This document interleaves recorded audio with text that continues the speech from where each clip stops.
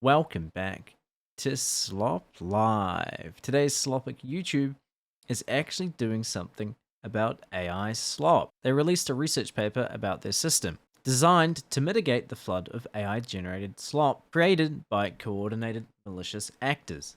With most of these AI slop channels being a cluster of multiple channels rather than an individual channel, and said that over a 6-month period, they terminated 50,000 clusters, which included 130,000 channels of synthetic spam generators. Now, the full research paper has a lot of words, and the full title is Scalable Detection of Adversarial Synthetic Slop and Coordinated Media Abuse, which most people probably can't be bothered reading, but that's why you guys are here. I think the funniest part is just seeing the word AI slop repetitively mentioned in a official Google research paper. They go into a lot more detail about the system and show this graph to show roughly how it works, but it's essentially algorithms that analyze both text and multimedia content to identify generative artifacts, subtle markers of synthetic production shared across channels. There is still, of course, a lot of problems with this. The LLM they use has a high precision, which is 92 to 95%, saying the design choice prioritizes minimizing false positives. Well,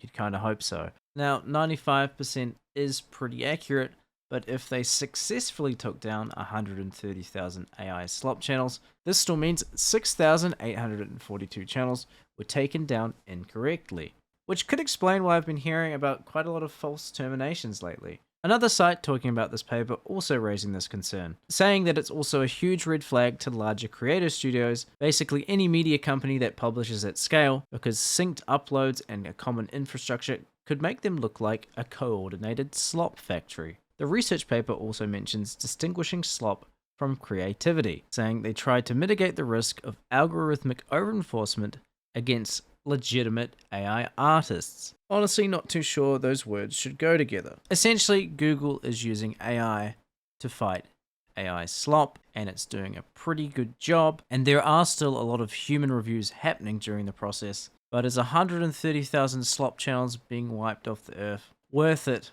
if at least 1,000 actual creators are being caught in the net? Thanks for slopping by.